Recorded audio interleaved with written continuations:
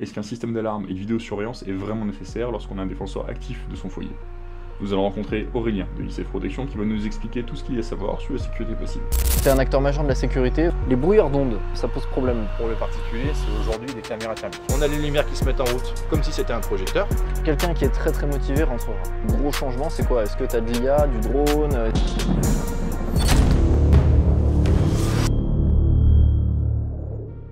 Alpha 2. Alpha 3, ce sera ma porte d'entrée. Alpha 4. Alpha 5.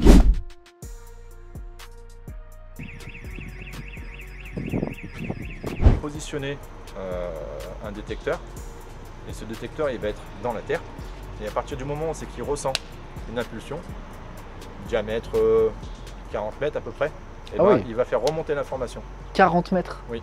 Purée. Je l'ai retiré de son couvercle, ça s'est mis à sonner. Pourtant l'alarme n'est pas armée.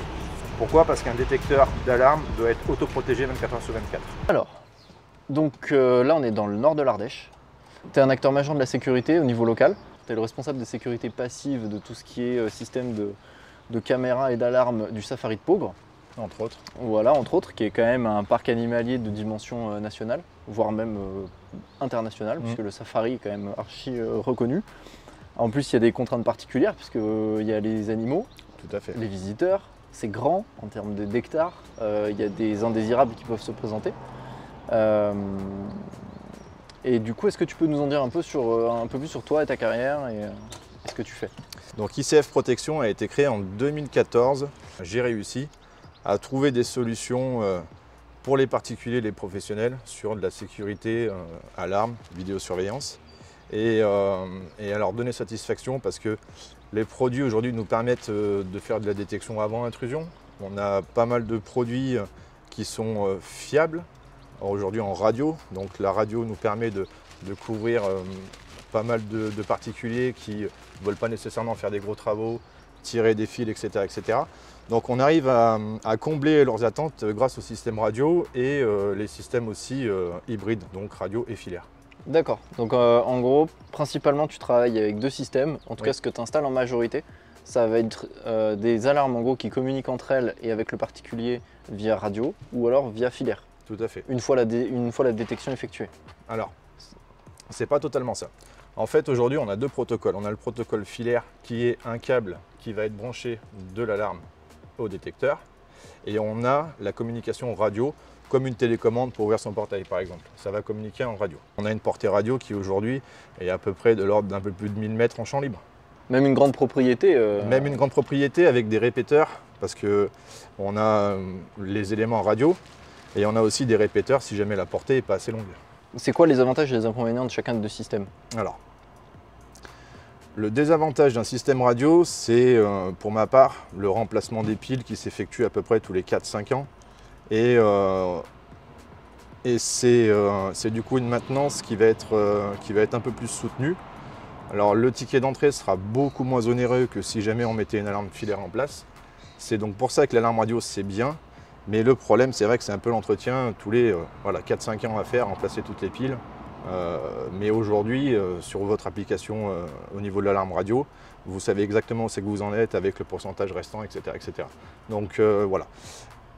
La solution filaire, elle par contre, on n'a pas une batterie sur chaque détecteur. On va juste avoir une batterie sur la centrale d'alarme. On va avoir une batterie sur la sirène extérieure et sur la sirène intérieure. Et c'est tout. Ok. Donc le coût d'entretien d'une alarme filaire sera beaucoup plus faible qu'une alarme radio.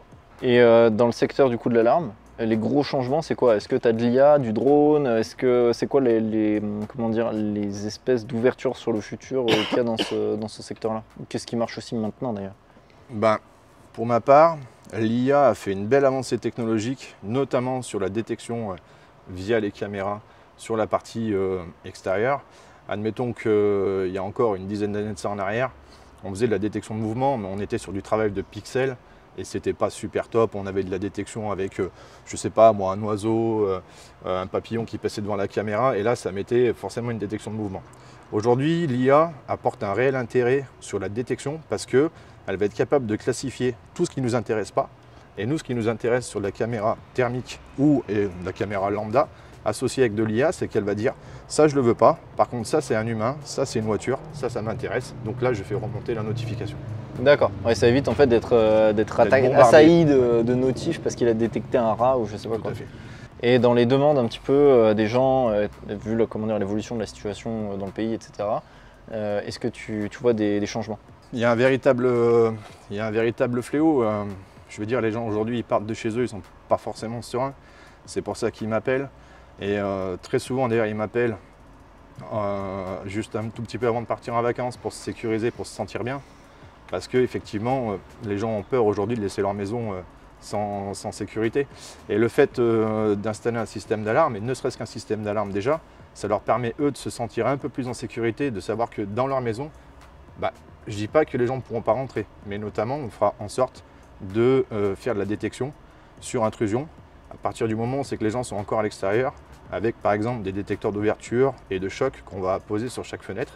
Ce qui fait que si jamais une personne tente de taper sur une porte ou une fenêtre qui est sécurisée, automatiquement ils auront leur alerte de détection de choc dans un premier temps. Et dans un second temps, si jamais la personne n'arrive quand même à ouvrir, elle va recevoir une détection d'ouverture. Donc détection d'ouverture, ils sont rentrés. Est-ce que ça permet également d'avoir un avertissement sur l'endroit précis qui est soumis à un choc ou à une intrusion de la maison? Totalement. Parce que nous, on enseigne à nos clients en fait, à avoir un baptême terrain, c'est-à-dire qu'en fait, à baptiser leur maison, leur terrain, leurs alentours, avec un système de codification simple, compréhensible par tous les membres du foyer, oui. Et qui permet en fait de se coordonner, d'avoir une vision à la fois pratique de sa maison, telle qu'on la connaît tous les jours, et de son environnement, mais aussi d'avoir une vision tactique, en symbolisant des points forts, des points faibles.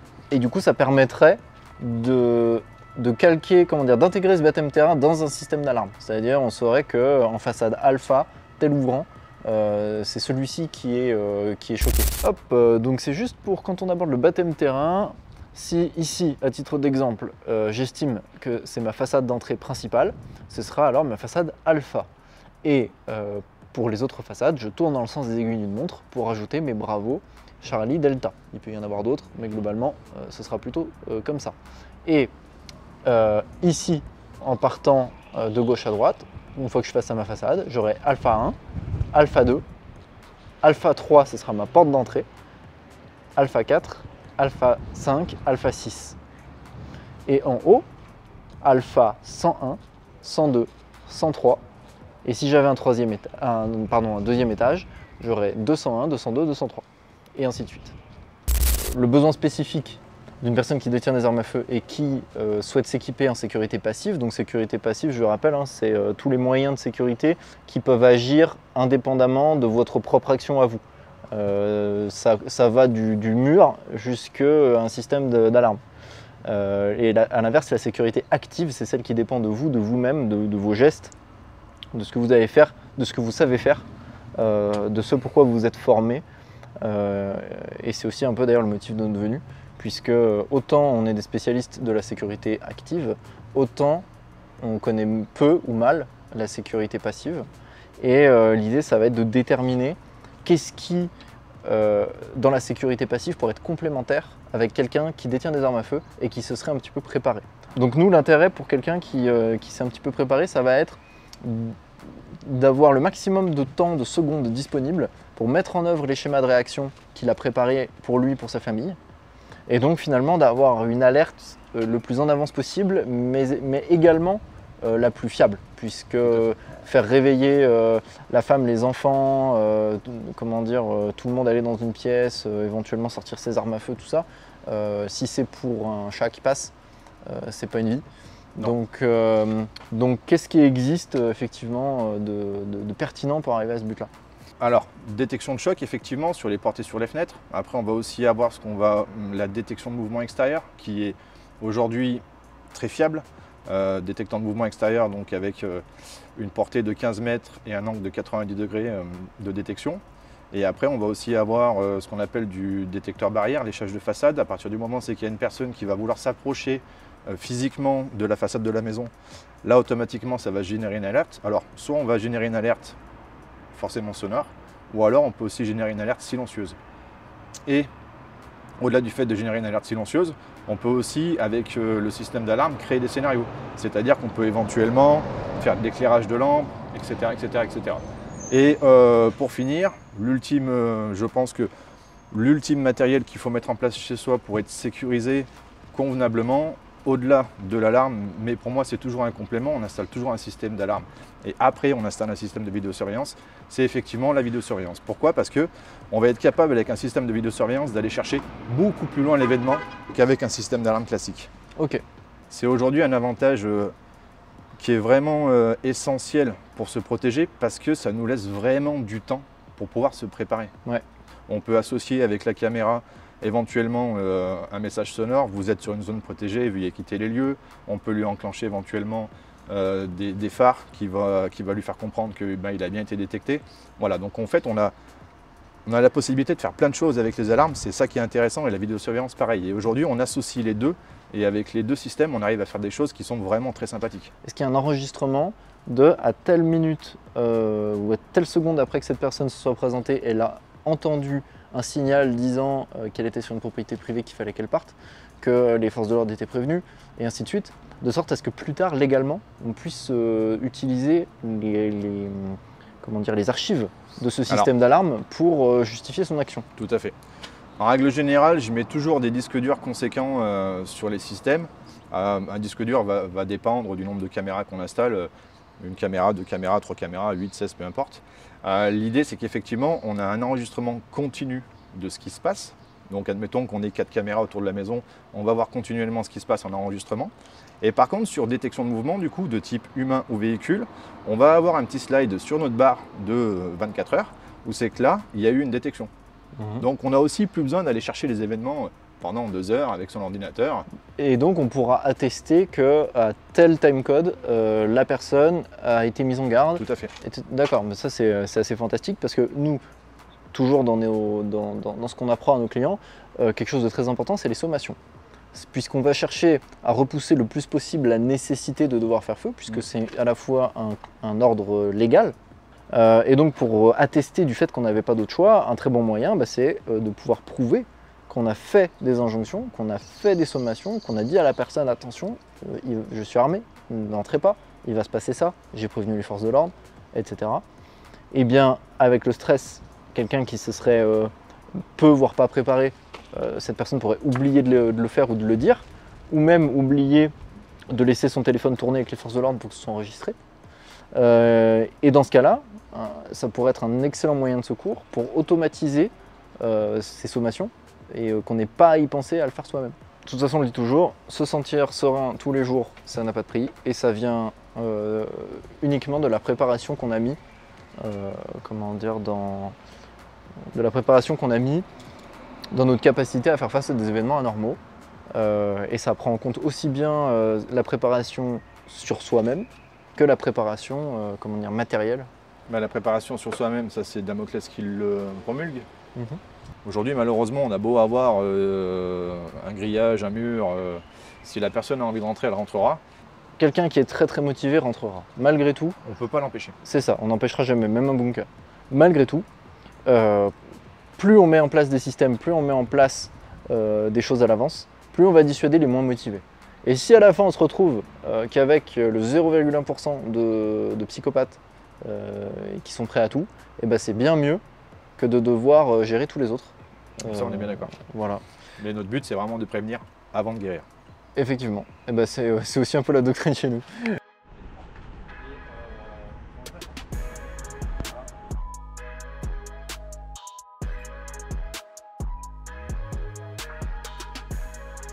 Hop, démonstration. L'idée là, c'est de montrer l'angle de vue de la cam et la qualité qu'il y aura par rapport à la distance qui est.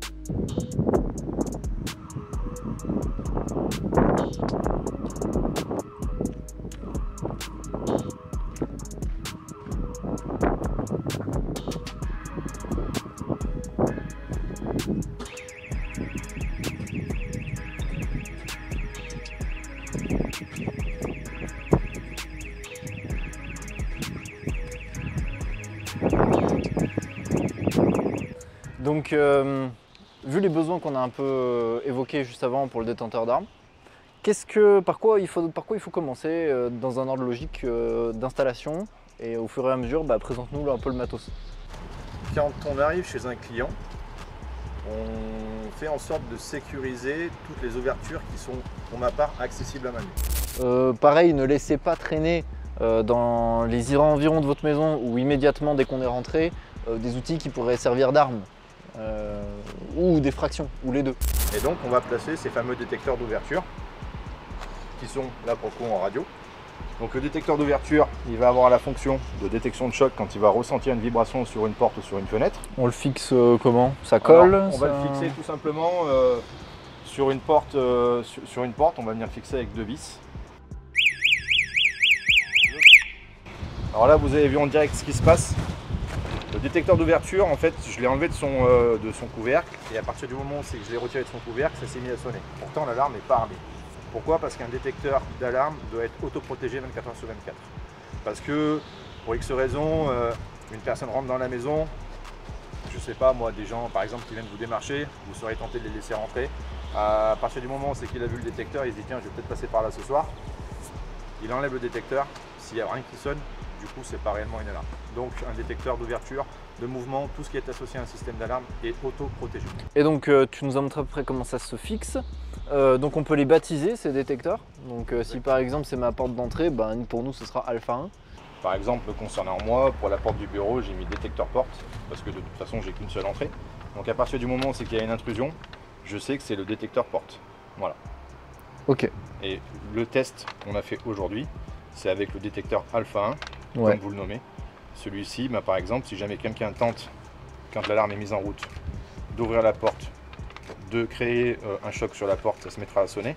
Et c'est aussi un détecteur qu'on peut positionner sur un Velux parce qu'il a un gyroscope et à partir du moment où c'est qu'il est plus sur son angle d'inclinaison, il se mettra aussi à sonner. Oh, c'est pas mal ça. C'est pas mal. Ok. Et quatrième fonction, pas des moindres, parce que ça peut servir, on a la possibilité sur ces détecteurs radio de mettre en fait une paire de fils de façon à y raccorder par exemple un détecteur filaire. C'est-à-dire qu'en sus de ce détecteur-là, on peut brancher derrière 2 fils pour aller raccorder une autre zone, D'accord. si on le souhaite. Donc j'ai installé ma centrale d'alarme et je lui ai connecté mes détecteurs d'ouverture. Tout à fait. Étape suivante. Étape suivante. Il faut toujours associer avec une centrale d'alarme un détecteur de mouvement. Ok. Un ou deux, suivant la typologie de la maison. Pourquoi? Parce que si aujourd'hui on est sur une maison plein pied, on sécurise nos fenêtres, pas de souci, toute la maison est sécurisée en partie basse, il n'y a pas de problème. Par contre, si une personne arrive quand même à monter sur le toit, elle va pouvoir rentrer du coup dans la maison sans être détectée. Donc Ok. on associe toujours un détecteur de mouvement à l'intérieur de la maison avec le système d'alarme. Ok. De cette façon, si une personne passe par le toit, on va pouvoir avec le détecteur de mouvement avoir la remontée d'informations. C'est pas forcément celle qu'on souhaite par contre.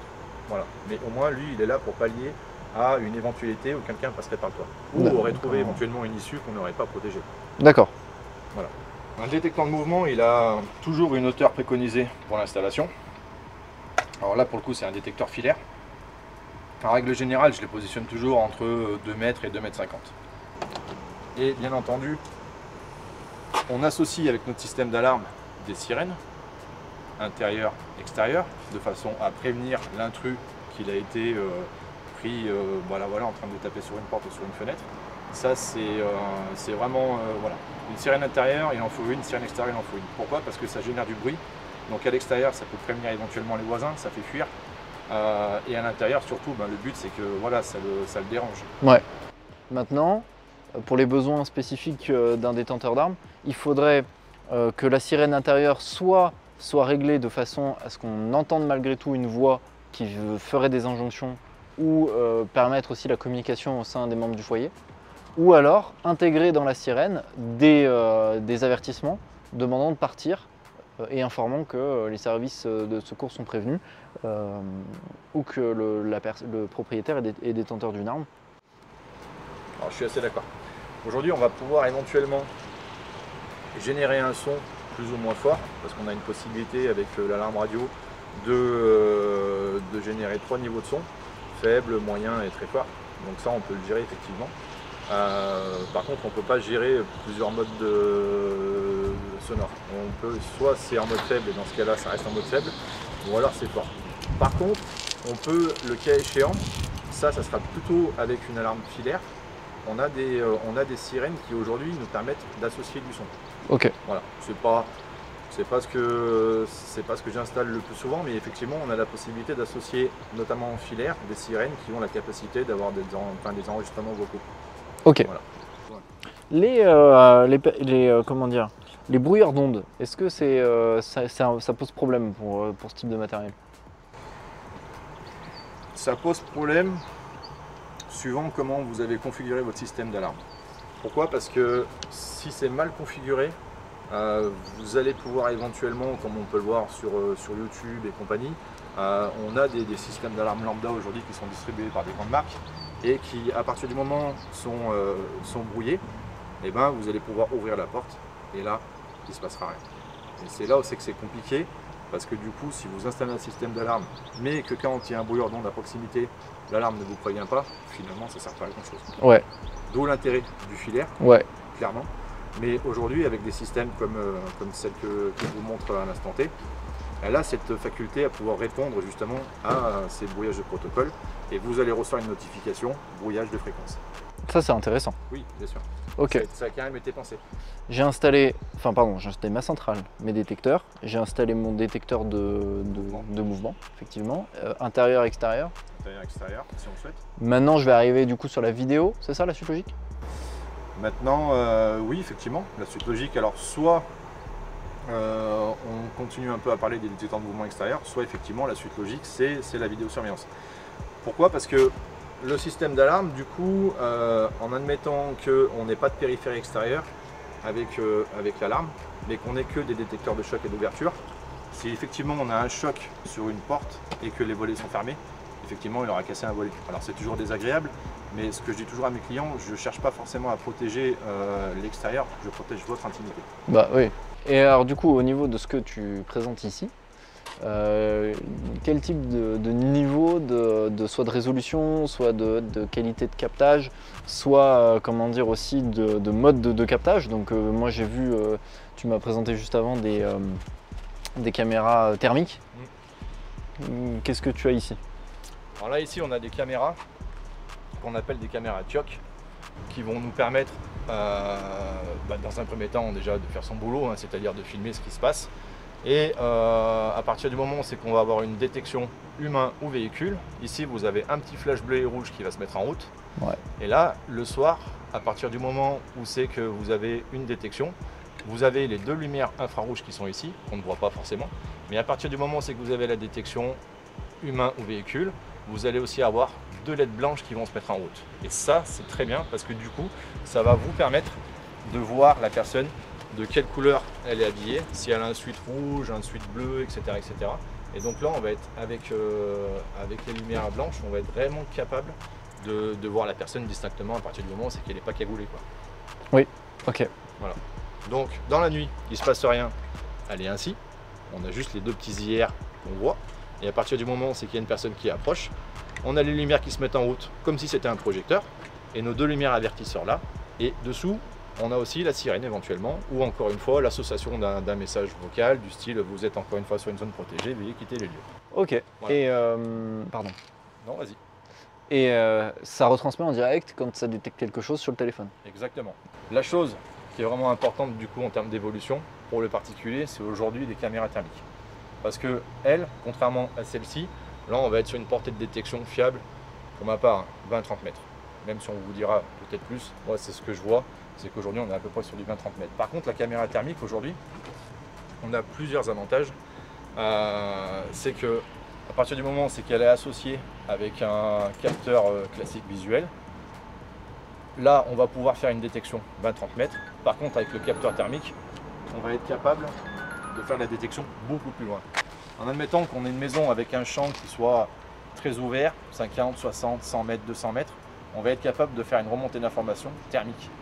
Et là, beaucoup plus loin. Donc si on veut prévenir en amont ce qui se passe, c'est réellement avec une caméra thermique aujourd'hui qu'on est capable de le faire. Bah, sachant que nous-mêmes, pour les recherches soit de personnes qui étaient en détresse, soit de malfaiteurs, dans des milieux qui pouvaient être ruraux, voire sauvages, le thermique apporte une énorme plus-value en milieu naturel. Et après, on a encore d'autres choses dont on n'a pas parlé, mais on a la possibilité, sur le terrain par exemple, de positionner un détecteur. Et ce détecteur, il va être dans la terre. Et à partir du moment où c'est qu'il ressent une impulsion, diamètre 40 mètres à peu près, et Ah oui. il va faire remonter l'information. 40 mètres? Oui. Purée, ouais, quand même. Ça, je savais même pas que ça existait. Ouais.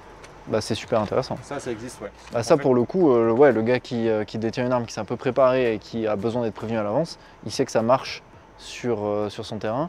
Ça reste encore une fois des solutions à apporter, c'est du complément. Ouais. Si on veut vraiment être sûr qu'il ne se passe rien sur son terrain, c'est encore une fois la caméra qui va lever le doute. Ouais, caméra thermique, ça c'est vrai que pour le coup. Caméra thermique ou caméra lambda, mais voilà, c'est si on veut vraiment lever le doute, système d'alarme, après on s'équipe de caméra.